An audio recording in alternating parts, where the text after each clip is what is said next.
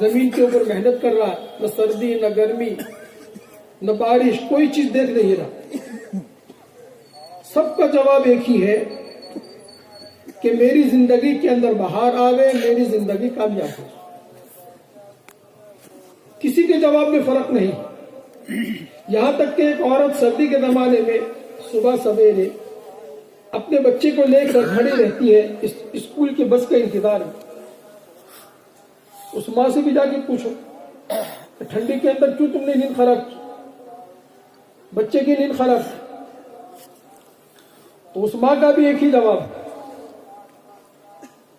کہ میرا بیٹا پڑھے گا، بڑا بنے گا، میرے بڑھاپے کا آسرا بنے گا۔ یہ ماں کا بھی جواب، عورت کا بھی یہی جواب، مرد کا بھی یہی جواب، امیر کا بھی یہی جواب، غریب کا بھی یہی جواب، کسی کے جواب میں کوئی فرق نہیں، ہر ایک کی دوڑ ہے تاکہ زندگی میں آسودگی آئے، زندگی میں بہار آئے، میری زندگی چین اور سکون کے ساتھ میں گزرے۔ یہ سب کا جواب ہے۔ اب یہ دیکھنا ہے کہ یہ تو انسانوں کی سوچ ہوئی، جو اجماعی طور پر سب کی سوچ ہے۔ ہمیں اور آپ کو جس نے پیدا کیا ہے، جس نے زمین بنائی، جس نے آسمان بنایا، جس نے چاند بنایا، سورج بنایا، جس نے بے شمار مخلوقات کو بنایا، اس نے ہم کو کیوں پیدا کیا؟ سوال ہے کیوں پیدا کیا؟ پیدا کرنے کا کیا مقصد ہے؟ کیا چاہتے ہیں ہم سے؟ ہم سے دکان کھلوانا چاہتے ہیں؟ ہم سے ڈگریاں حاصل کروانا چاہتے ہیں؟ ہم سے زمین جتوانا چاہتے ہیں؟ ہم سے باغ لگوانا چاہتے ہیں؟ کیا چاہتے ہیں؟ جبکہ ہر چیز کے اوپر وہ قادر ہے، ساری چیزوں کا وہ مالک ہے۔ اس چیز کو سمجھنے سے پہلے ایک بات تو فائنل ہم تو آپس میں کر لیں گے کہ کامیاب کون ہے اور ناکام کون ہے۔ ایک سوال ہے کہ کسے کامیاب کہا جاتا ہے اور کسے ناکام کہا جاتا ہے؟ یا دنیا کے اندر رہنے والوں نے اور ان کی دوڑ نے جس چیز کو کامیابی کہی ہے اور جس چیز کو ہم بھی اس کامیابی سمجھ رہے ہیں، کیا واقعتاً وہ کامیابی ہے؟ تو ہم سب مل کر دوڑیں اور اس چیز کو حاصل کرنے کی کوشش کریں، یا کامیابی وہ ہے جو اس زمین اور آسمان اور میرا اور آپ کا پیدا کرنے والے نے کہی، یا تو اس طرف آ جاوے یا اس طرف چلے جاوے، دو راستے ہمارے پاس ہیں۔ یا تو اللہ نے جس چیز کو کامیاب کہا ہے اس چیز کو سمجھے کامیابی ہے، اس لیے آپ جیسے عقل مندوں نے کامیابی کا ایک معیار طے کیا ہے، اور معیار یہ ہے کہ کامیاب مرد اور کامیاب عورت وہ ہے کہ جس کو کامیابی ملے اور کبھی بھی ختم نہ ہو۔ بولو وہ کامیابی ہے ناکام؟ سوال کر رہا ہوں میں، جواب بھی دیتے جاؤ۔ میں نے پہلے ہی کہا تھا بیان سنانا مقصود نہیں، نتیجہ نکالنا مقصود، اور اسی وقت نتیجہ نکلے گا کہ آپ بات سمجھو۔ تو کامیاب کون رہا بھائی؟ اور جس چیز کی طرف دنیا ہم کو بلا رہی ہے کہ آ جاؤ مسلمانوں، آ جاؤ مسلمان کے نوجوانوں، آ جاؤ مسلمان کی عورتوں، آ جاؤ مسلمان کے تاجروں، کامیابی حاصل کرو۔ تمہارے لیے ہم نے کامیابی کے دروازے کھول دیے ہیں، اور اللہ ہم سب کو معاف کرے، ہم سب کو صحیح سمجھ دے۔ ہم نے نہ آؤ دیکھا نہ تاؤ دیکھا، اور اپنی پوری صلاحیت کو وہاں لگا دیا جہاں دنیا کہہ رہی ہے۔ حضرت مولانا یوسف صاحب رحمۃ اللہ علیہ مثال دے کے سمجھاتے کہ ایک شکاری نے جال بچھایا،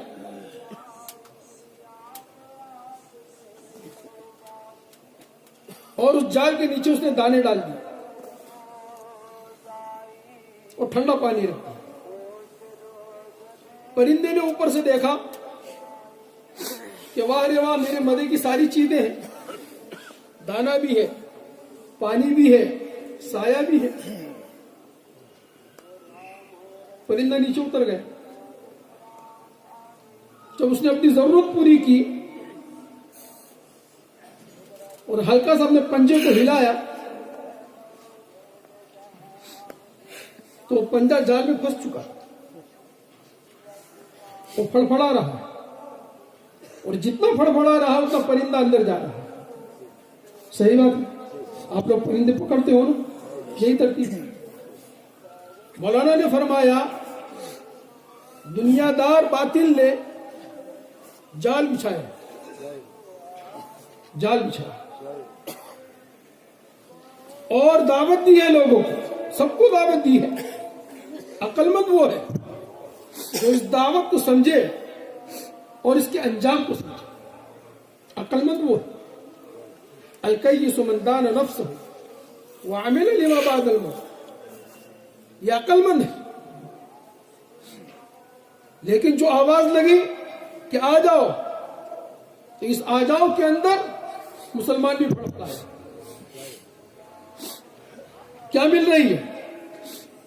کہ دنیا کا راستہ کھلا ہے، زندگی بڑے آرام سے گزرے گی، سکون کے ساتھ گزرے گی، اچھا مکان بن جائے گا، اچھی گاڑی آ جائے گی، اچھا اسکوٹر آ جائے گا، بچے کی ڈگری آ جائے گی، چاہے وہ جھوٹ کے راستے سے آوے، چاہے وہ سود کے راستے سے آوے، چاہے وہ دھوکے کے راستے سے آوے، چاہے وہ بہنوں کے حقوق کے دبانے کے راستے سے آوے، اس لیے کہ اب دین مقصود نہیں رہا، اب ہمیشہ کی کامیابی مطلوب نہیں رہی۔ وہ کامیابی ہم دیکھ رہے ہیں جس کامیابی کو اس پرندے نے دیکھا، جس کامیابی کی طرف دنیا بلا رہی۔ مسلمان کون ہے؟ پہلے اپنے مقام کو سمجھو، پہلے اپنے مرتبے کو سمجھو کہ مسلمان حضور پاک صلی اللہ علیہ وسلم کی جب بعثت ہوئی تو زمین پر یہی حالات تھے جن حالات سے ہم گزر رہے ہیں، یہی پریشانیاں تھیں جن پریشانیوں سے ہم گزر رہے ہیں۔ اس لیے کہ عیسیٰ علیہ السلام حضور پاک صلی اللہ علیہ وسلم کے درمیان میں 650 سال کا زمانہ تھا، زمین ظلم اگل رہی تھی، ظلم عام تھا، جہالت عام تھی، خیانت عام تھی، ساری چیزیں عام تھی، سود عام تھا۔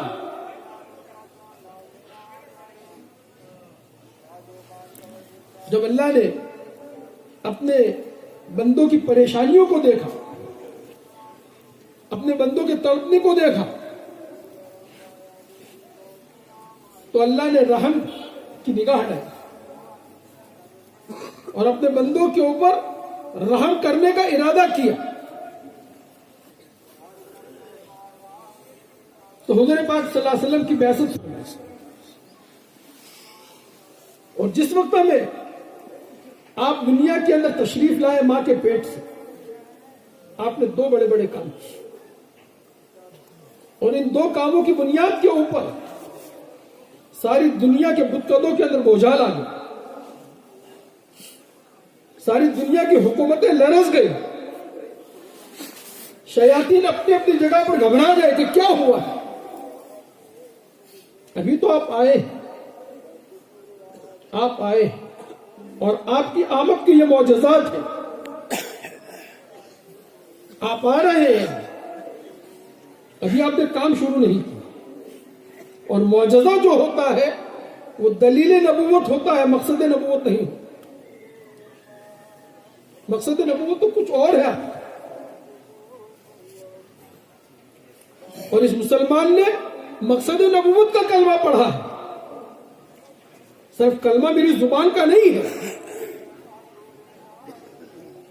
اور آج مسلمان کلمہ پڑھ کر مطمئن ہے. اور اس اطمینان نے ہم کو برباد کیا ہے. اس اطمینان نے ہمارے نوجوانوں کو گھروں سے نکالا ہے.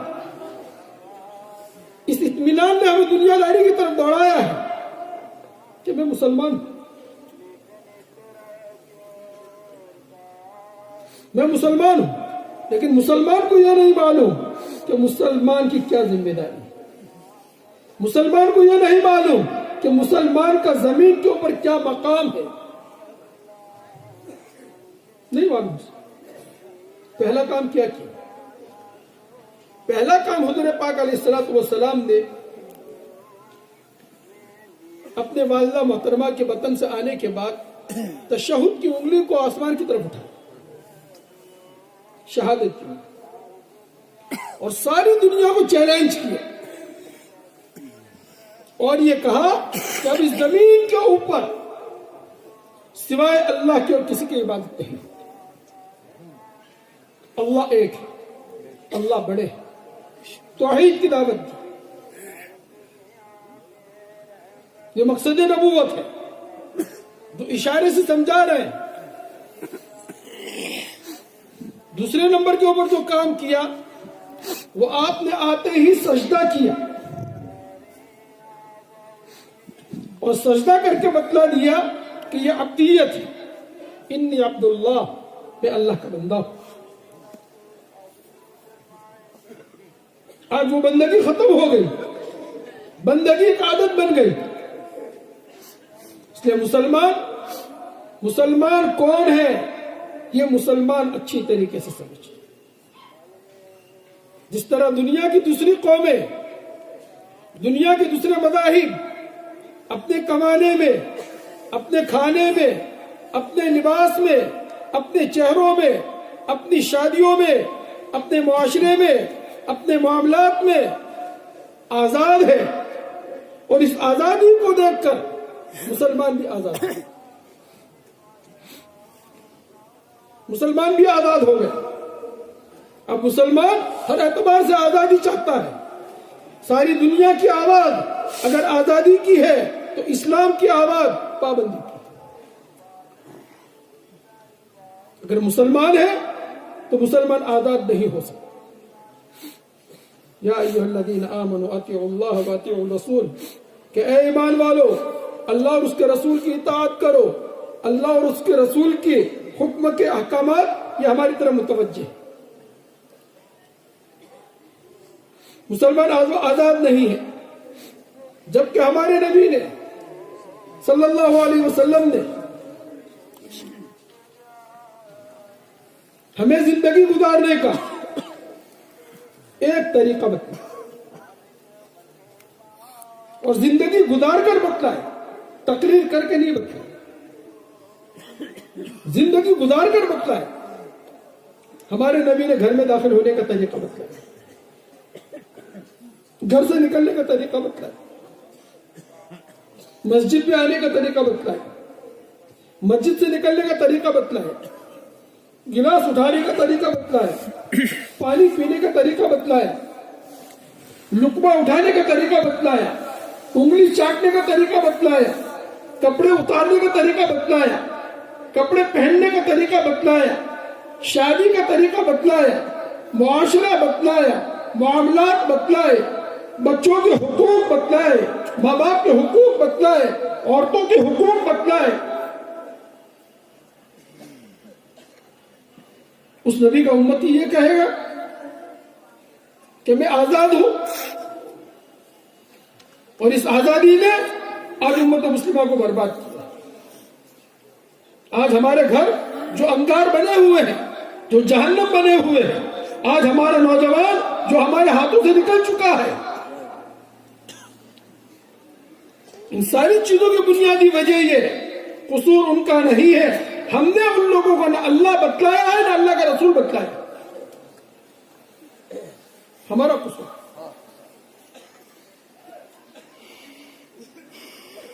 اور رحمت زمین کے اوپر آئے گی مقصد نبوت سے. مقصد نبوت سے اللہ کی رحمت زمین کے اوپر آئے گی. اس لیے مسلمان کون ہے؟ کہا مسلمان کائنات کا دھڑکتا ہوا دل.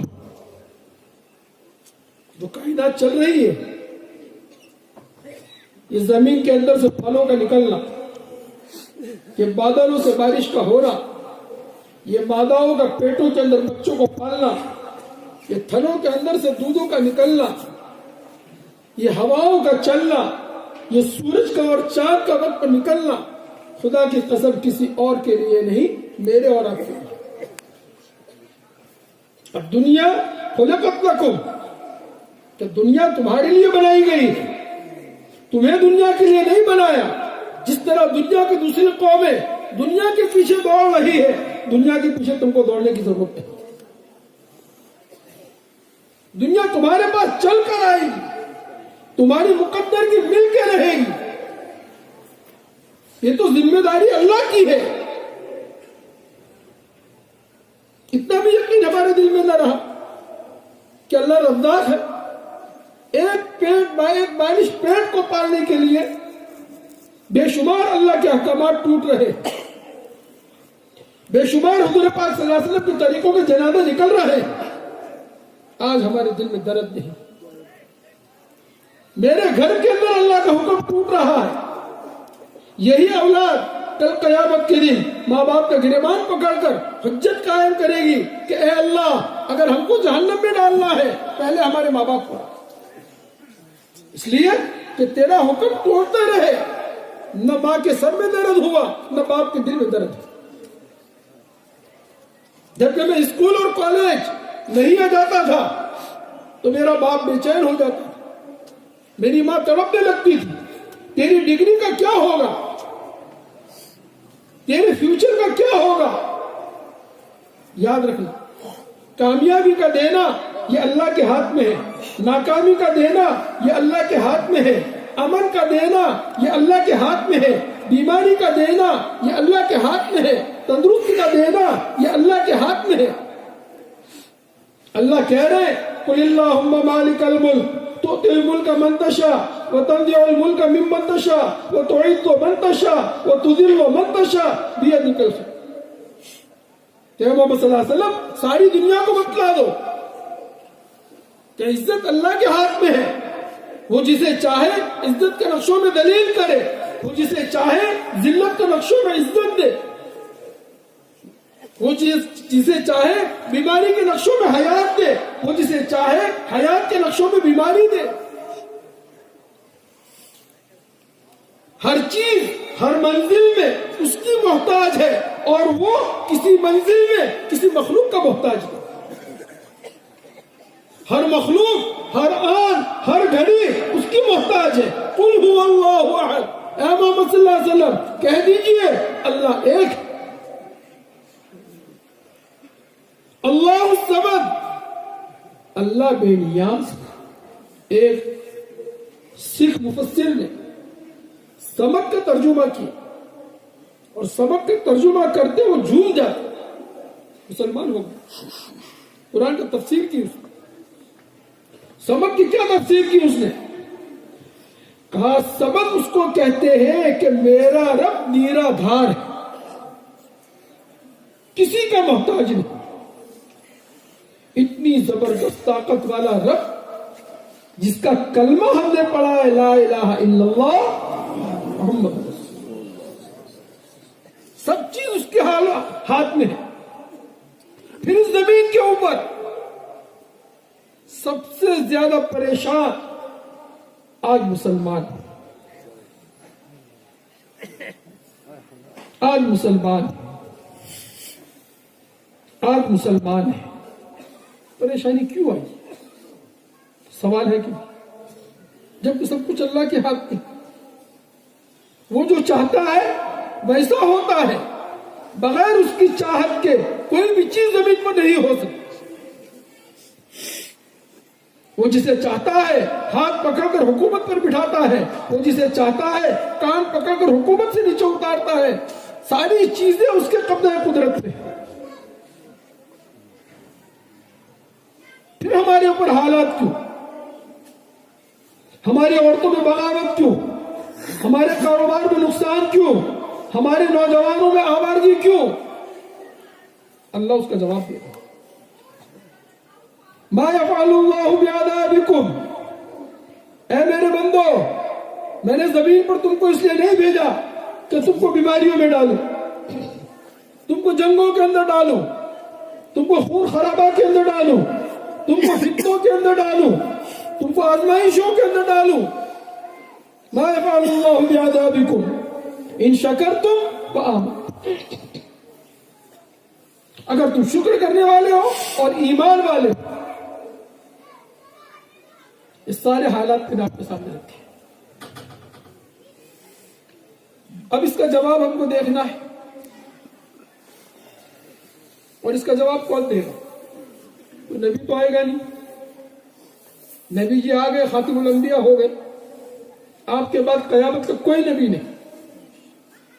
اسی لیے حضرات صحابہ نے کہا تھا حضور پاک صلی اللہ علیہ وسلم سے کہ اللہ کے نبی صلی اللہ علیہ وسلم آپ کے بعد میں ہمارے سامنے مسائل آئیں گے، پریشانیاں آئیں گی، حالات آئیں گے، تو ان حالات کے اندر ہم کیا کریں؟ کیا کریں؟ حضور پاک صلی اللہ علیہ وسلم نے جواب دیا، ترکت فیکم شیئین، تمہارے درمیان میں دو چیزیں چھوڑ کر جا رہا ہوں. جب بھی کوئی حالات آوے ان حالات کا علاج ان دو چیزوں میں دیکھ لینا. ضرور بھی ضرور سارے حالات کا علاج قرآن پاک کے اندر اور حدیث پاک کے اندر مل جائے. دیکھیں کون، دیکھیں کون. آج میرے پاس وقت نہیں ہے، آج اللہ کا منادی آواز لگاتا ہے، اللہ اکبر اللہ اکبر. گھر میرا قریب ہے، دکان میری قریب ہے، میرے اندر ایمانی یقین اتنا نہیں جو مجھے گھر سے نکالے اور جو مجھے دکان سے اٹھاوے اور اللہ کے منادی کی آواز کے اوپر لبیک کہے. اب مسجدیں میری خالی، یہ آواز کس کے لیے ہے؟ یہ ندا کس کے لیے ہے؟ کبھی ہم نے سوچا؟ کبھی ہم نے غور کیا؟ اللہ ہی نے اس کا جواب دیا، اور یہ جواب ہر ایک کے لیے ہے. امیر ہے، اس کی زندگی اگر اس کے مطابق آ گئی تو اللہ اس کو اس کی عمارت میں، بنگلے میں، کاروبار میں رہتے ہوئے کامیاب کرے. غریب ہے، غریب نے اپنی زندگی کو بنا لیا، ڈھال لیا، سوار لیا، تو اللہ اس کو اس کی غربت کے اندر رہتے ہوئے کامیاب کرے گا. اس لیے کہ کہا جانا، زیادہ مال کا آ جانا، زیادہ بنگلوں کا ہو جانا، زیادہ گاڑیوں کا ہو جانا، یہ کامیابی نہیں ہے، یہ کامیابی کا دھوکہ. کامیابی وہ ہے کہ جو دلوں کو سکون دے، اور وہ کامیابی ہمیشہ ہمیشہ باقی رہے، کبھی بھی ختم نہ ہو، کبھی بھی ختم نہ ہو. موقع ہوگا تو آخر میں بتا دوں گا کہ کون کامیاب ہے. اچھا، اب جو اللہ نے اصول بتلایا ہے کامیابی حاصل کرنے کا، امن حاصل کرنے کا، چین اور سکون حاصل کرنے کا، وہ سب کے لیے، کالا ہو، گورا ہو، چھوٹا ہو، بڑا ہو، مرد ہو، عورت ہو، حاکم ہو، محکوم ہو، پڑھا لکھا ہو، غیر پڑھا لکھا ہو، دیہاتی ہو، شہری ہو، کوئی بھی ہو، ضابطے کے مطابق اس کی زندگی آ جائے گی. چاہے وہ ڈاکٹر صاحب ہے، چاہے وہ وکیل صاحب ہے، چاہے وہ افسر صاحب ہے، چاہے کوئی بھی ہے، اللہ اس کی زندگی کو کامیاب بنائیں گے.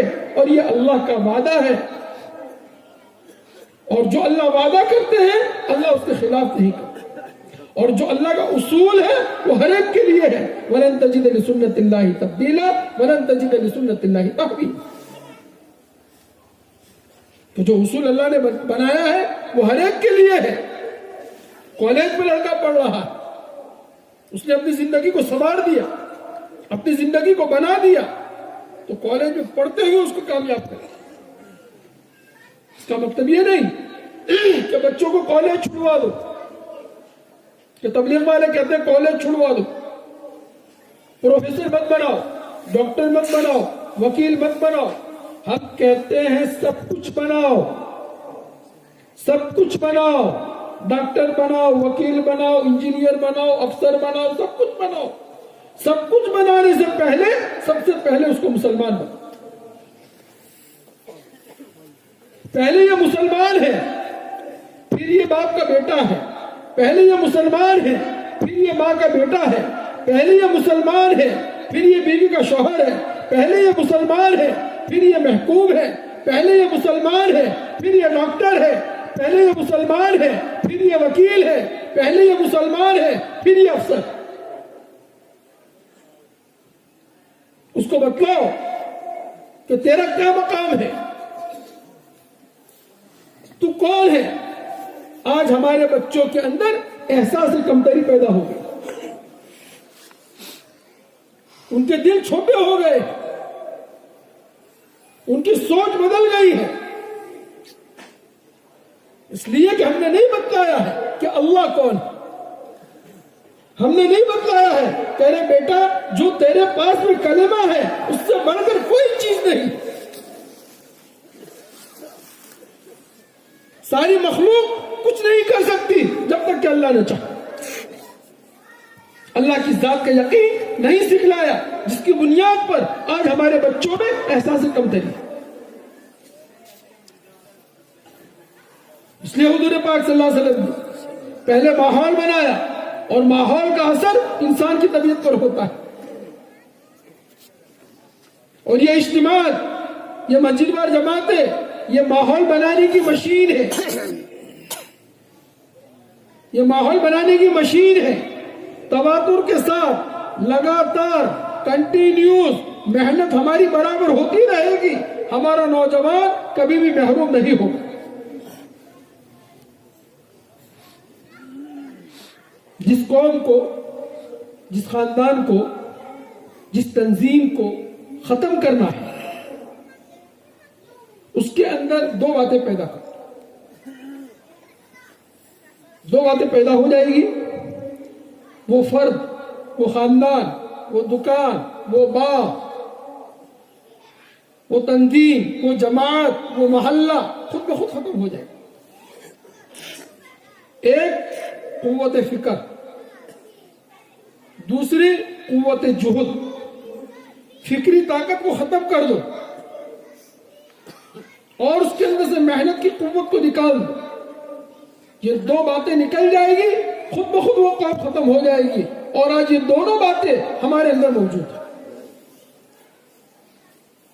हमारी हर चीज रूटीन में है। जैसे मुसलमान के पास कलमा रूटीन में है, नमाज रूटीन में है, रोजा रूटीन में है, हज रूटीन में है।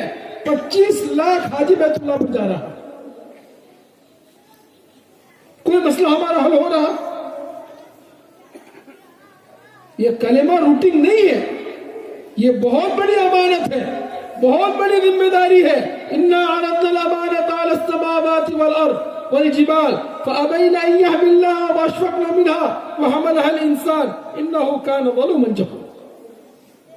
अल्लाह कह रहे हैं कि यह अमानत है, ये जिम्मेदारी है। इस जिम्मेदारी को पूरी करो। जिम्मेदारी पूरी होगी, अल्लाह हमारी मदद करेगा। जैसे हुजूर पाक सल्लल्लाहु अलैहि वसल्लम दुनिया में आते ही दो काम करके बतला गए। हजरत अली रज़ी अल्लाह तआला अन्हु फरमाते हैं कि हुजूर पाक सल्लल्लाहु अलैहि वसल्लम को मकसद नबूवत यानी ये कलेमा मिला नहीं था, और मैं आपके साथ साथ चला करता था। आपके साथ साथ जहां जहां से हुजूर पाक सल्लल्लाहु अलैहि वसल्लम का गुजर होता, तो करीब के दरख्तों के अंदर से, करीब के पत्थरों के अंदर से, करीब के कंकरों के अंदर से आवाज आती थी। क्या आवाज आती थी? अस्सलातु वस्सलामु अलैका या रसूल अल्लाह। कंकर भी पहचानते थे कि ये अल्लाह के रसूल है, पत्थर भी पहचानते थे कि ये अल्लाह के नबी है, दरख्त भी पहचानते थे, पत्ते भी पहचानते थे कि ये अल्लाह के नबी है। अफसोस है कि आज मैं कलमा पढ़ रहा हूं अपने नबी का, लेकिन अपने नबी के मकसद हयात को नहीं पहचान। और जब जिम्मेदारी दी गई, تو سب سے پہلا کام جو آپ نے کیا، یا ایھا الناس قولوا لا الہ الا اللہ تفلحوا، جہاں شرک کا کفر کا گہوارہ تھا، بیت اللہ کے اندر سینکڑوں بت پڑے ہوئے تھے، وہاں اس کلمے کو بنا اور کہا ہے لوگوں یہ کلمہ پڑھ لو، دنیا کی ساری طاقت تمہارے ہاتھ میں آ جائے گی۔ ابو جہل نے کہا کہ ہم 10 مرتبہ پڑھیں گے، لیکن جب اس کلمے کو پیش کیا تو اپنا دامن جھاڑ کر نکل گیا اور کہا 360 کے مقابلے میں ایک کی بات کر رہا ہے۔ لیکن آپ نے مقصد نبوت محنت امت کو بتلا دیا کہ یہ امانت ہے، یہ ذمہ داری، صرف میرا نام عبداللہ ہے، عبد الرحمن ہے، میں مسلمان ہوں کافی نہیں ہے، بلکہ ایک کام ہے، ایک ذمہ داری ہے۔ جب ذمہ داری مسلمان پوری کرے گا اللہ کی رحمتیں زمین پر آئے گی، یہ ہم کو دکھائی نہیں دے۔ لیکن جیسے حضور پاک صلی اللہ علیہ وسلم کے زمانے سے پہلے زمین کا حال آپ کو معلوم ہے، اور آپ کے آنے کے بعد آپ نے جو محنت کی کلمے کی، اس کے اوپر کلمے والوں پر حالات آئے، کلمے والے اور حالات میں جمے مکہ کی زمین کے اوپر 12 سے 13 سال تک قربانی۔ کیسی قربانی؟ حضرت بلال رضی اللہ تعالیٰ عنہ غلام، احد جیسے احد کہے مشرکین ان کو مارے۔ حضرت ابوبکر صدیق رضی اللہ تعالیٰ عنہ سمجھائے کہ بلال اللہ کے ایک ہونے کو دل کے اندر رکھو، ابھی زبان سے ظاہر مت کرو، حالات ناسازگار ہیں۔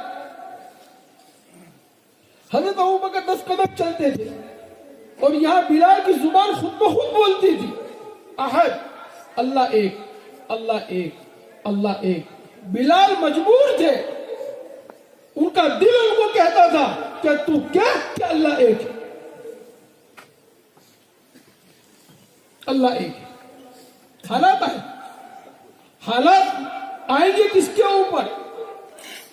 کہا جو کام کرے گا اس کے اوپر حالات، اور حالات گھبرانے کے لیے نہیں ہے بلکہ اطمینان کے لیے، اطمینان کے لیے۔ حضور پاک صلی اللہ علیہ وسلم کا گھرانہ کیسا گھرانہ سب جانتے ہیں، لولا کما خلقت الافلاک، کہ محمد صلی اللہ علیہ وسلم اگر آپ نہ ہوتے تو یہ زمین، آسمان، چاند، سورج، ہوا، پانی، کوئی بھی چیز اللہ پیدا نہ کرتا۔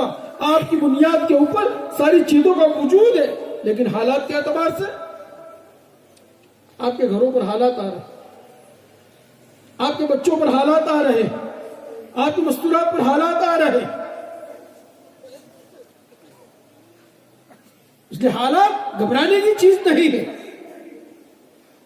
فاستقم، حضور پاک صلی اللہ علیہ وسلم کو اللہ نے کیا حکم دیا؟ فاستقم کما امرت ومن تاب معک، کہ اے محمد صلی اللہ علیہ وسلم آپ کرتے رہیے جو کہا گیا ہے، آپ اکیلے نہیں، آپ کے ساتھ وہ ایمان والے جو آپ کے صحابہ ہیں وہ بھی کرتے رہے۔ کیا کام کرنا ہے؟ کہا ذمہ داری کو پورا کرنا۔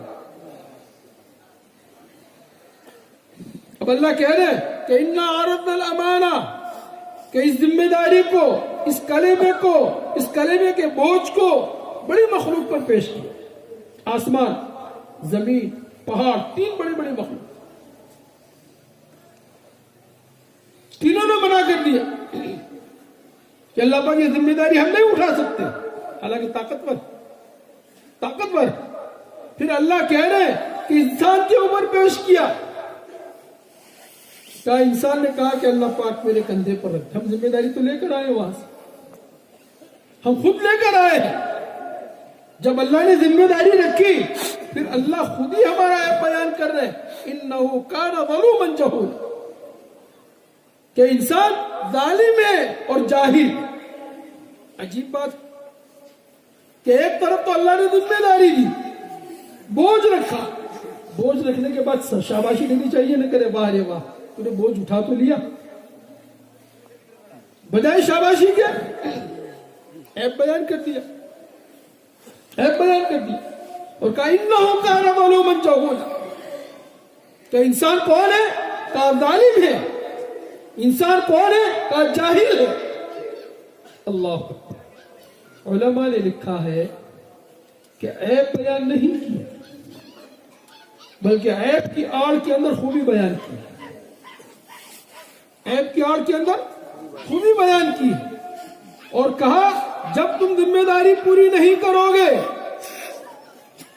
اور اپنے کام کو کام نہیں سمجھو گے اور اللہ کے حکم کو حکم نہیں سمجھو گے ساری دنیا لاتوں سے اور جوتوں سے مارے گی. ظلم عام ہوگا, جہالت عام ہوگی. جب مسلمان اپنی کلمے کی ذمہ داری کو پوری نہیں کرے گا, ایمان کی ذمہ داری کو پوری نہیں کرے گا تو ساری دنیا غالب ہوگی. اور اب ظلم ہے, ہر ایک غالب بنا ہوا ہے, اس لیے کہ مسلمان اپنے اسلام پر مطمئن, اپنے کلمے پر مطمئن. یہ کلمہ اطمینان کی چیز نہیں, یہ کلمہ سکون سے بیٹھنے کی چیز نہیں, یہ کلمہ ایک فکر کی چیز ہے. ایک صحابی رضی اللہ تعالیٰ عنہ بیٹھے ہوئے رو رہے تھے تو دوسرے صحابی کا گزر ہوا اور یہ کہا کہ بھائی آپ سے کوئی گناہ کبیرہ ہو گیا ہے جو آپ رو رہے ہو. تو روتے ہوئے اس صحابی رضی اللہ تعالیٰ عنہ نے ان کے سامنے کھجور کی گٹھلی پڑی ہوئی تھی, اٹھا کر یہ کہا کہ خدا کی قسم میری پوری زندگی کے گناہوں کو ابداً اگر کر دیا جائے تو اس گٹھلی کے برابر بھی نہیں. پھر رو کیوں رہے؟ اللہ کیا جواب؟ اس لیے کہ جو ظلمت سے اندھیرے سے اجالے کی طرف آئے گا اس کو اجالے کی قدر ہے. مجھے اور آپ کو کیا قدر ہے؟ ہم تو اجالے میں بیٹھے ہیں. ماں کی گود کے اندر ہم نے آنکھ کھولی تو میری ماں کلمہ پڑھنے والی تھی, میرا باپ کلمہ پڑھنے والا تھا. کلمے کی قدر تو اس کو ہوتی ہے جو اندھیرے میں ہوتا ہے, جو اندھیرے میں ہوتا ہے. صحابی نے جواب دیا اور یہ کہا کہ میں رو اس کے لیے رہا ہوں کہ اللہ نے ہم کو کلمہ دیا ہے, اللہ نے ہم کو ہدایت دی ہے. کہیں ایسا نہ ہو کہ ہماری بدبختی اور غفلت کی بنیاد کے اوپر یہ کلمہ اور ہدایت اللہ ہم سے چھین. یہ رونے کی چیز ہے. آج ہم ایک مرتبہ حضور پاک صلی اللہ علیہ وسلم نے صحابہ کو دعا سکھلائی, یا مصرف القلوب,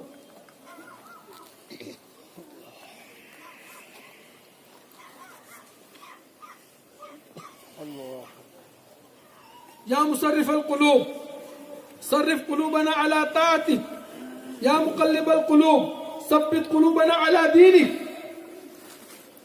صحابہ نے سوال کیا کہ اللہ کے نبی صلی اللہ علیہ وسلم, اللہ نے ہم کو ہدایت دی, اللہ نے ہم کو کلمہ دیا, ہم آپ کی نبوت کا اقرار کر رہے ہیں, اللہ کو اپنا رب مان رہے ہیں, کیا ہدایت دینے کے بعد میں بھی اللہ ہم سے جو ہے ہدایت چھین لے گا؟ تو حضور پاک صلی اللہ علیہ وسلم نے فرمایا کہ ہاں, جب تمہارے نفس کے اوپر تمہاری بدبختی غالب آ جائے گی تو دی ہوئی ہدایت کو اللہ چھین لے. پھر اللہ نے قرآن کی آیت اتاری, ربنا لا تزغ قلوبنا بعد اذ ہدیتنا وہب لنا من لدنک رحمہ. پھر اللہ نے آیت اتاری کہ اے اللہ دعا مانگو کہ اے اللہ ملنے والی ہدایت کے بعد کی گمراہی سے ہماری حفاظت. معمولی چیز. اب ہمارے ایمان کی قیمت کا ہم کو اندازہ نہیں کہ میرے پاس میں کیا ہے. ایک مرتبہ حضور پاک صلی اللہ علیہ وسلم سفر میں تھے, فارغ ہوئے قضاء حاجت سے, آپ نے وضو فرمایا, تیمم فرمایا, آپ نے پانی سامنے تھا تو حضرات صحابہ نے کہا کہ حضرت آپ نے تیمم کیا, پانی تو سامنے ہے. حضور پاک صلی اللہ علیہ وسلم نے فرمایا کہ مجھے اتنا بھی یقین نہیں. آج ہم کتنے مطمئن ہیں, اور نبی جی فرما رہے کہ کہ مجھے اتنا بھی یقین نہیں کہ میں پانی تک پہنچ سکوں گا یا اس سے پہلے اللہ کو پیارا ہو جاؤں. آپ نے وضو کر کے تشریف لائے, بیٹھے, صحابہ نے پروانوں کی طرح چاروں طرف سے گھیر لیا. پھر آپ نے ایک سوال کیا, اس سے پتا چلے گا کہ ہمارے ایمان کی کیا قیمت, ہمارے ایمان کی کیا قیمت ہمیں نہیں معلوم. مطمئن ہم لوگ قلبے کے اوپر, یہ اطمینان کی چیز نہیں. من کان آخر کلامہ لا الہ الا اللہ دخل الجنہ. یہ حضرت محمد صلی اللہ علیہ وسلم فرما رہے ہیں کہ جس کا آخری کلمہ موت کے وقت میں لا الہ الا اللہ ہوگا وہ جنت میں داخل ہوگا. الاعتبار بالخواتم, کہ اعتبار خاتمے کا ہے. اور خاتمہ کیسا ہوگا؟ کہ جیسا ماحول ہوگا ویسا خاتمہ.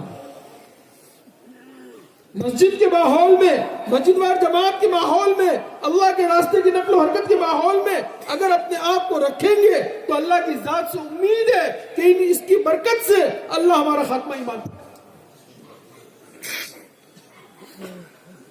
یہ مقصد نبوت, اور مقصد نبوت ہے اس کے لیے کہ میرا کلمہ محفوظ رہے, میرا یقین محفوظ رہے. آج مسلمان کے یقین کا دیوالہ نکل گیا ہے. اسباب کا یقین میرے دل میں ہے, زمین کا یقین میرے دل میں ہے, مکان کا یقین میرے دل میں ہے, ڈگری کا یقین میرے دل میں ہے. اللہ کا یقین نکل گیا, اللہ کا یقین نکل گیا.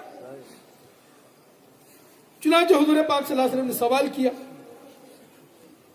اور یہ کہا صحابہ سے, اچھا بتاؤ کس کا ایمان عجیب ہے, کس کا ایمان, کیا کہا بھائی, عجیب ہے.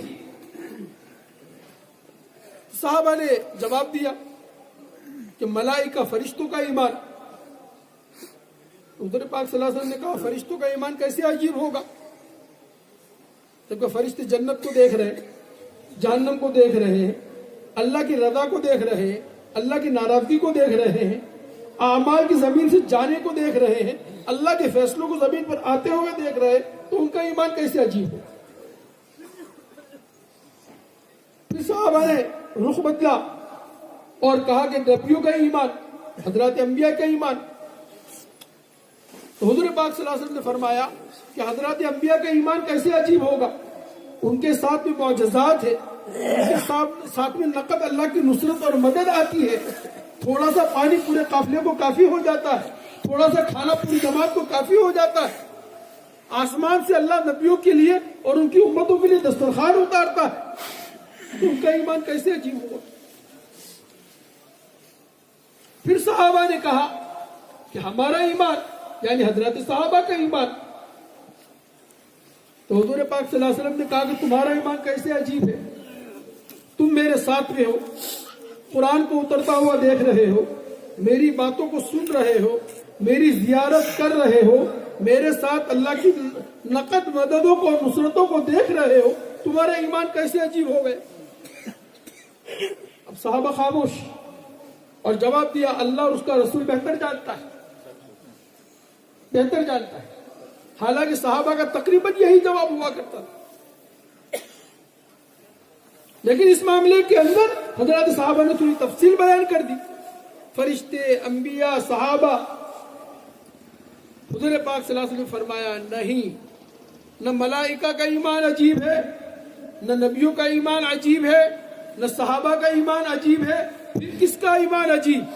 پھر حضور پاک صلی اللہ علیہ وسلم نے فرمایا کہ قیامت کے قریب, ہم قرب قیامت میں چل رہے ہیں, قیامت کے قریب میری امتی آئے گی, میری امت کے لوگ آئیں گے جنہوں نے مجھے نہیں دیکھا, جنہوں نے قرآن کو اترتے ہوئے نہیں دیکھا, جنہوں نے اللہ کی مدد کو نہیں دیکھا.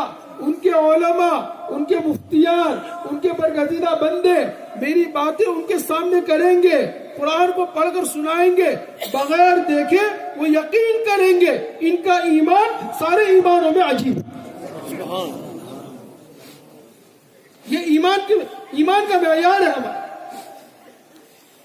اس لیے کہ اب کانٹوں کے اندر ہے, اور حضور پاک صلی اللہ علیہ وسلم نے فرمایا قیامت کے قریب ایمان کو بچانا اتنا مشکل ہوگا جیسے ہاتھ میں انگاروں کا لینا مشکل حالت، لیکن اس کا علاج چیخ اور پکار، شکایتیں، واویلا، اس کا علاج یہ نہیں.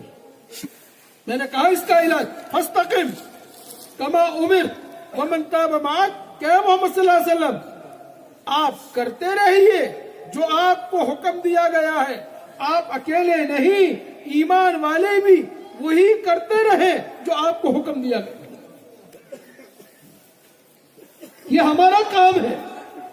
باقی باہر کا کام، باہر کا کام کی تم کو فکر نہیں کرنی ہے.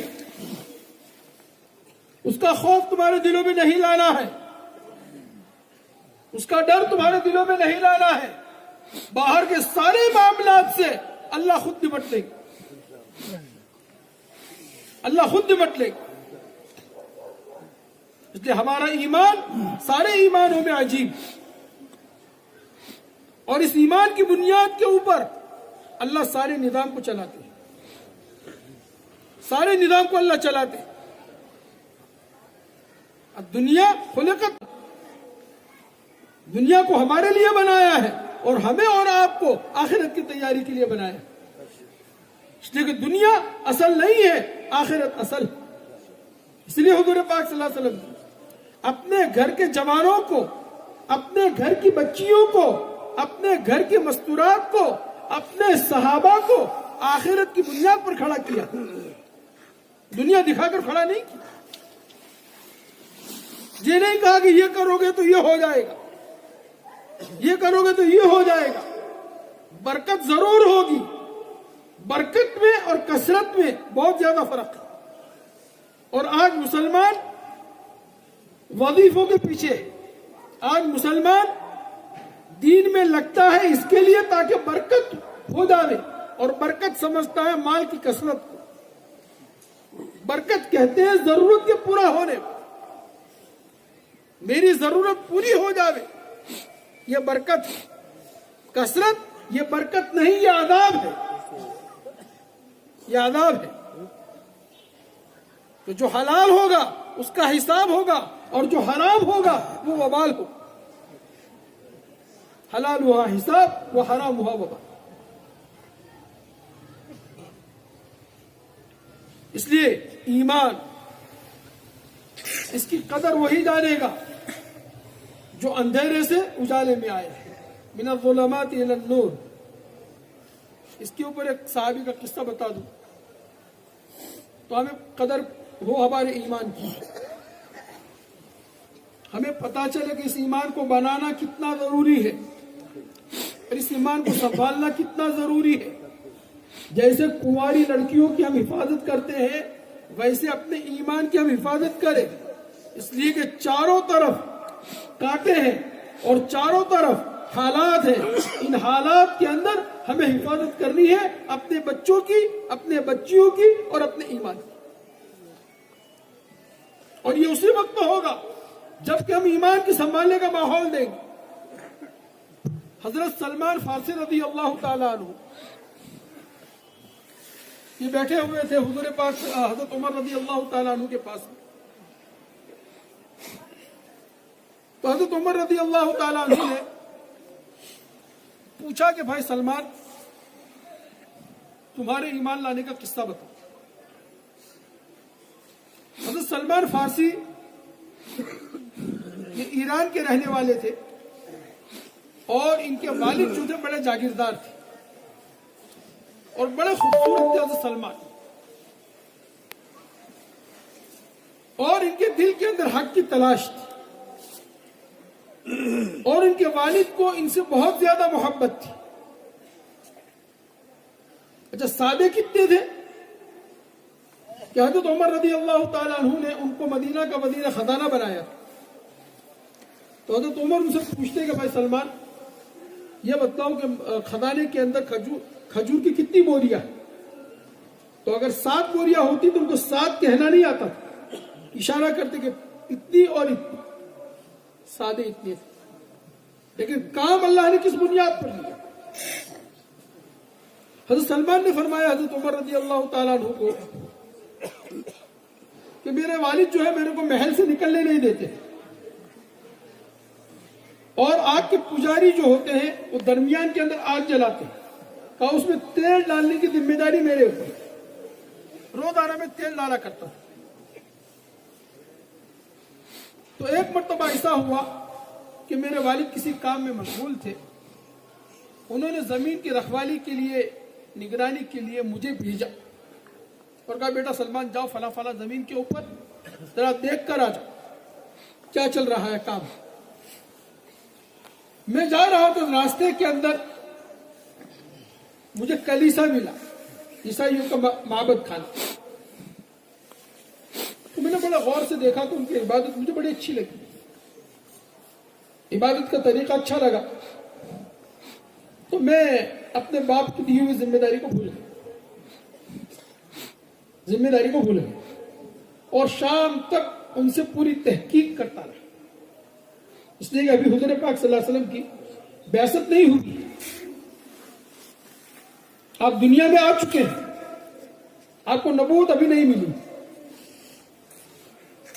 تو حضرت سلمان فارسی رضی اللہ تعالیٰ عنہ گھر واپس آئے، ابا نے پوچھا، کہا ابا میں تو گیا نہیں، لیکن یہاں میں گیا تھا، اور ابا کے سامنے اس کی تشریح کرنے لگے کہ آپ جس مذہب پر ہیں وہ مذہب میری سمجھ میں نہیں آ رہا، لیکن یہ مذہب جو زمین پر اس وقت حق تھا وہ میری سمجھ میں آ رہا ہے۔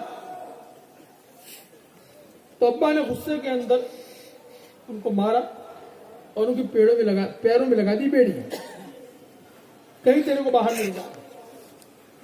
لیکن انہوں نے موقع نکال کر خادموں کو پیسہ دے کر اپنی بیڑیاں نکالی اور گھر سے بھاگ گئے۔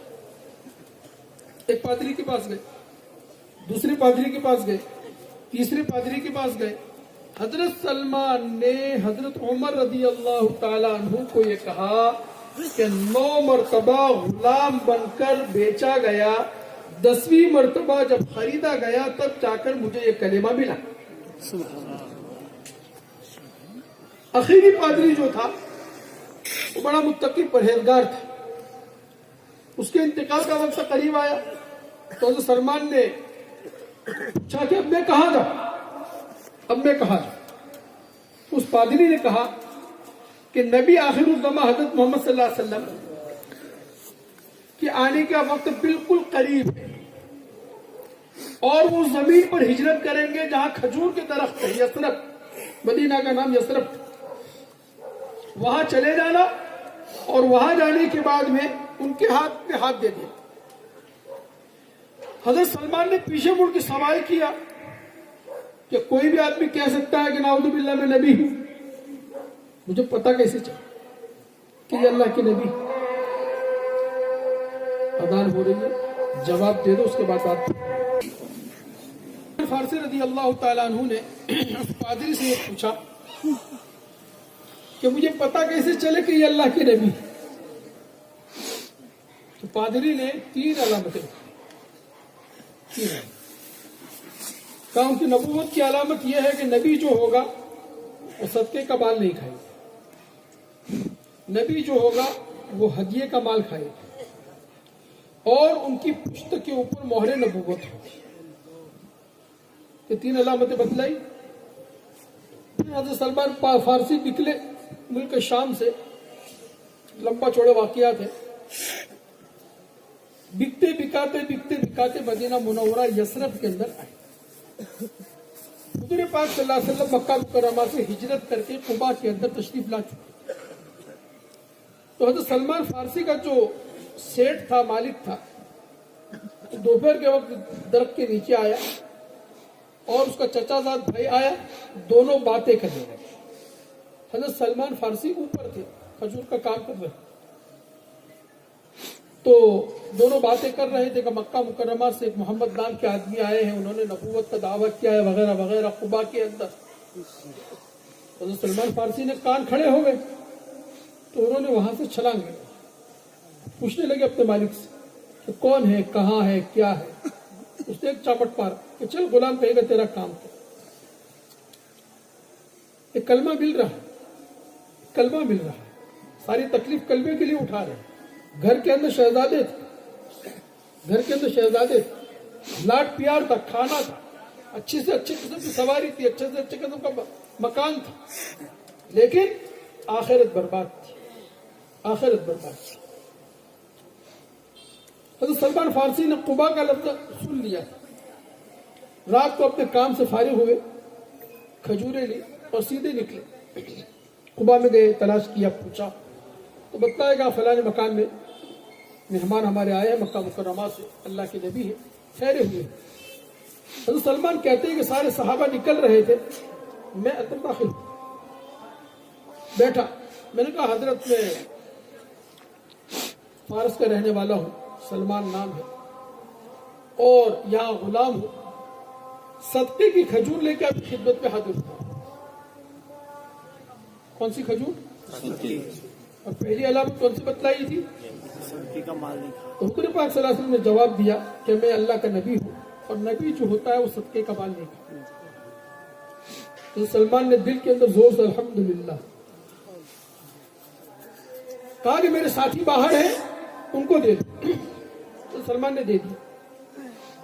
چند دنوں کے بعد حضرت سلمان پھر سے اپنے کام کاج سے رات کو فارغ ہوئے، آئے کھجوریں لے کر، سلام کیا حضور پاک صلی اللہ علیہ وسلم کے پاس بیٹھے اور کہا حضرت گزشتہ مرتبہ میں صدقے کی کھجور لے کر آ گیا تھا، تو اللہ کے نبی جو ہے وہ صدقے کا مال تو کھاتے نہیں ہیں، اب کی مرتبہ میں ہدیے کا مال لے کر آیا ہوں۔ حضور پاک صلی اللہ علیہ وسلم نے فرمایا کہ ہاں نبی جو ہوتا ہے وہ ہدیے کا مال لیتا ہے، آپ نے وہ ہدیہ قبول کر لی۔ کتنی علامتیں ہو گئی؟ تو کتنی کون سی باقی رہی؟ تیسری مہر نبوت والی، وہ کٹھن تھی۔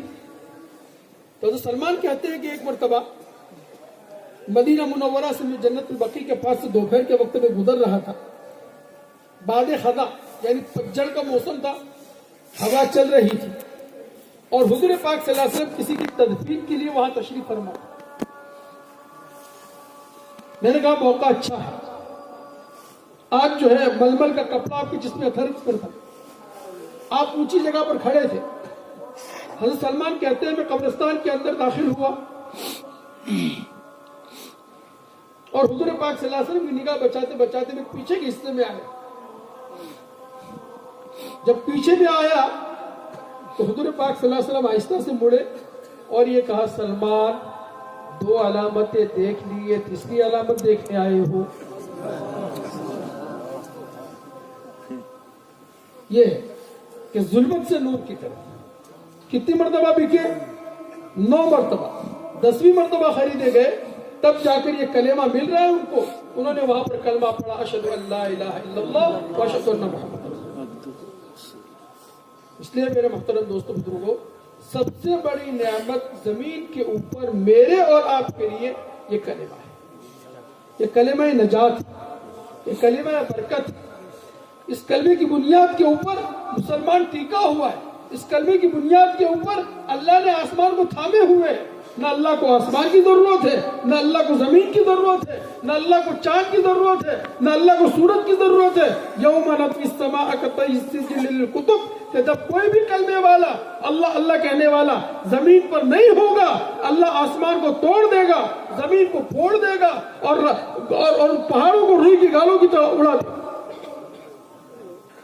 اس کی بنیاد پر اللہ ہماری آخرت بنائی، اس لیے فرمایا اللہ نے جو اصول بتایا ہے وہ ہر ایک کے لیے ہے۔ من عمل صالحا من ذکر او انثى وهو مؤمن فلنحيينه حياة طیبة ولنجزينهم اجرهم باحسن ما كانوا يعملون۔ یہ ضابطۂ خدا بندی کیا ہے؟ ایمان ہے، ایمان کے ساتھ اعمال صالحہ ہے۔ آج مسلمان کے پاس عمل ہے، عمل کا یقین نہیں، نماز ہے، نماز کا یقین نہیں، روزہ ہے، روزے کا یقین نہیں، حج ہے، حج کا یقین نہیں، زکوٰۃ ہے، زکوٰۃ کا یقین نہیں، اعمال تو ہے، اعمال کا یقین نہیں۔ اور اس دعوت کے ذریعے سے یہ چیز چاہی جاتی ہے کہ ہم اللہ کے راستے کی نقل و حرکت کریں، مسجد کی فضا میں رہے، تعلیم کے حلقوں میں رہے، اور یہ یقین ہمارے دل میں پیدا کرے کہ جو اللہ نے کہا ہے وہ سچ ہے. ان وعد اللہ حق فلا تغرنکم الحیات الدنیا ولا یغرنکم باللہ الغرور. اللہ کہتے ہیں میرے بندو میرے وعدے سچے لیکن یہ دنیا اور اس کی زیب و زینت تم کو دھوکے میں نہ ڈالے. آج ہم دھوکے میں آ گئے اور اس دھوکے سے نکلنے کے لیے اللہ نے یہ محنت. میں نے کہا نا پہلے کہ جب زمین ظلم کے انگارے اگلنے لگتی ہے تو اللہ اپنی رحمت کی بارش کا برسانے کا ارادہ کرتا ہے. اور کس بنیاد پر برسائے گا؟ میرے اور آپ کی نقل و حرکت اور محنت کی بنیاد کے اوپر اللہ برسائے کہ نقل و حرکت ہوگی اعمال کے ساتھ میں. کہا یہ معمولی طاقت نہیں ہے. ساری دنیا کی طاقتیں مل کر اس نقل و حرکت کا مقابلہ نہیں کر سکتی. حضرات صحابہ نے نقل و حرکت کی, حضور پاک صلی اللہ علیہ وسلم نے نقل و حرکت کی. آسمان نقل و حرکت میں ہے, چاند نقل و حرکت میں ہے, سورج نقل و حرکت میں ہے, زمین نقل و حرکت میں ہے. پوری مخلوق کو اللہ نے نقل و حرکت میں رکھا ہے. یہ مسلمان جہاں بیٹھ جائے گا اللہ کے عذاب کا شکار ہوگا, اللہ دشمن کو مسلط کرے گا. جہاں یہ نقل و حرکت اللہ کی نسبت کے اوپر کرے گا اللہ اپنی رحمتوں کو نازل کرے. اس کے لیے 4 مہینے, اس کے لیے چلہ, یہ ایسے نہیں ملے گا. قربانی, ایک قربانی کی تقریر ہوتی ہے, ایک قربانی کی تحریر ہوتی ہے. حضور پاک صلی اللہ علیہ وسلم خندق کے موقع کے اوپر ایک صحابی آئے, شکایت کیا اللہ کی نبی بھوک. تو آپ نے نہیں کہا فلانے مولوی صاحب پتا کا بیان سن لے, فلانی کتاب پڑھ لے قربانی کی. آپ نے یہ نہیں کہا, آپ نے اپنا دامن اونچا کیا اور یہ کہا میرے امتی اگر تیرے پیٹ پر ایک پتھر بندھا ہوا ہے تو تیرے نبی کے پیٹ کے اوپر 2 پتھر بندھے. یہ عمل کی دعوت ہے. اسی لیے حضرت مولانا یہ صاحب نے فرمایا میرے کام کے اوپر ایک دور ایسا آئے گا کہ تمہاری تقریریں کچھ کام نہیں کرے گی. تمہاری امر بالمعروف والی زندگی, نہیں عن المنکر والی زندگی, اللہ کے حکموں پر چلنے والی زندگی, گناہوں سے بچنے والی زندگی کا لوگوں کے سامنے آئے گی. لوگ آپ کو دیکھ کر مسجد والے بنیں گے, لوگ آپ کو دیکھ کر کلمے کی فکر والے بنیں گے. اس کے لیے حضور پاک صلی اللہ علیہ وسلم نے اپنے خاندان کو قربان کیا ہے. اور یہ جو باغ لگا ہوا ہے اور جو ہم نے ماؤں کی گودوں کے اندر کلمہ پڑھا ہے اور جو ہمارے ماں کے پیٹ کے اندر سے نکلنے کے بعد ہمارے کانوں میں اللہ اکبر کی اذان لگی ہے, یہ ایسے نہیں لگی, ایسے نہیں لگی. امت کے تینوں طبقوں نے قربانی دی, مردوں نے, عورتوں نے, بچوں نے. حضرت جعفر طیار رضی اللہ تعالیٰ عنہ یہ حضور کے خاندان کے نوجوان, کم و بیش 40 سال کی عمر تھی. ان کی بیوی روایت کرتی ہے کہ مسجد نبی میں تشکیل ہوئی اور یہ کہا کہ زید کھڑے ہو جاؤ, حضور پاک صلی اللہ علیہ وسلم کے ایسے, جعفر کھڑے ہو جاؤ, عبداللہ کھڑے ہو جاؤ. 3 صحابہ کو کھڑا کیا. یہ اسلام کا باغ لگ رہا ہے, آج اسلام کا باغ لگ رہا ہے, دیکھو کیسے لگ رہا ہے. کہا کہ جب زید شہید ہو جاوے تو جعفر امیر بنیں گے, جعفر شہید ہو جاوے عبداللہ امیر بنیں گے, یہ تینوں شہید ہو جاوے تو مسلمان جسے چاہے اپنا امیر بنا. ایک یہودی کھڑا کیا کہہ رہا ہے کہ یہ تینوں تو ضرور شہید ہوں گے. یہ نہیں کہ جعفر میرے خاندان کا بچہ اس کو بچا لیا جائے. آج ہمارے یہاں اپنے آپ کو بچانے کی تبلیغ ہے, اپنے آپ کو کھپانے کی تبلیغ نہیں ہے. مالدار ہے وہ کہتا ہے میں مال والا ہوں, ارے تیرے مال میں اللہ رحمت ڈالے گا تو اللہ کے راستے میں نکل.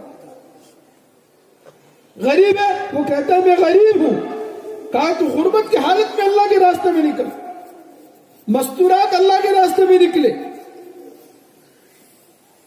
جب یہ جماعت گئی تو حضرت جعفر نے حضرت زید کی شہادت کے بعد میں جھنڈا ہاتھ میں دیا، شیطان سامنے آیا، کہا اے جعفر، اے جعفر کہاں جا رہا ہے؟ تیری خوبصورت بیوی سمیہ یاد نہیں آئے گی؟ تیرے معصوم دن چھوٹے چھوٹے بچے عبداللہ، عون، محمد، ان کا کون دیکھنے والا ہے؟ کہاں جا رہا ہے؟ یہ اسلام کا باغ لگ رہا ہے، خاندان نبوت کا ہونہار ہے، جوان ہے، اور اس لیے جان دے رہا ہے کہ قیامت تک کے آنے والے مسلمانوں تک یہ کلمہ پہنچ، یہ امانت پہنچ جاوے، یہ ذمہ داری پہنچ جاوے۔ اپنی جان کو بچایا نہیں ہے، اپنی جان کو لگایا ہے، اپنے آپ کو کھپایا ہے۔ حضرت جعفر نے جواب دیا اور یہ کہا کہ ان اللہ یتولی الصالحین، اللہ نیکوں کا اور نیکوں کی اولادوں کا اللہ والی ہے۔ اب تاریخ دیکھ لو کہ حضرت جعفر کے بچے اللہ کے راستے میں کتنا خرچ کرنے والے بنے، پوری سیرت دیکھ۔ یہاں عورت کہہ رہی ہے تو سمیہ کہ میں نے اپنے بچوں کو نہلایا اور شوہر کے آنے کی خوشی کے اندر آٹا گوندنے کے لیے بیٹھ رہی، دروازے پر دستک ہوئی، دروازے پر دستک ہوئی، میں نے دروازہ کھولا، سامنے حضور پاک صلی اللہ علیہ وسلم کو دیکھا کہ چہرہ انور کا رنگ متغیر ہو چکا ہے، بدل چکا ہے۔ میں نے جھٹ سے پوچھا کہ اللہ کے نبی میرے شوہر جعفر کا کیا حال؟ سوچیا کہ اس عورت کے دل پر کیا گزری ہوگی۔ میرے لیے کہنا آسان ہے کرسی پر بیٹھ کر، آپ کے لیے سننا آسان ہے، لیکن اس خاندان سے جا کر پوچھو، جب ان کو پتہ چلا ہوگا تو اس عورت کا کیا حال ہوا۔ اچھا، حضور پاک صلی اللہ علیہ وسلم کی زبان مبارک میں یہ نہیں ہے کہ کہہ دے کہ تیرا شوہر شہید ہو گیا۔ آپ کی نگاہیں نیچی، چار پائے پر بیٹھے، کہا کہاں ہے عبداللہ، کہاں ہے عون، کہاں ہے محمد؟ یہ تینوں بچے چھوٹے چھوٹے تھے۔ آپ نے سر پر ہاتھ پھیرا، آپ کی آنکھوں سے آنسو نکل گئے۔ یہاں سمیہ کھڑی ہے رضی اللہ عنہا، پوچھا کہ حضرت میرے شوہر کا کیا ہوا، میرے شوہر کا کیا ہوا؟ حضور پاک صلی اللہ علیہ وسلم نے فرمایا، یا اسماء احتسب، اے اسماء اللہ سے اجر کی امید رکھو کہ اللہ جنت کے اندر تم میاں بیوی کو ملا دے گا۔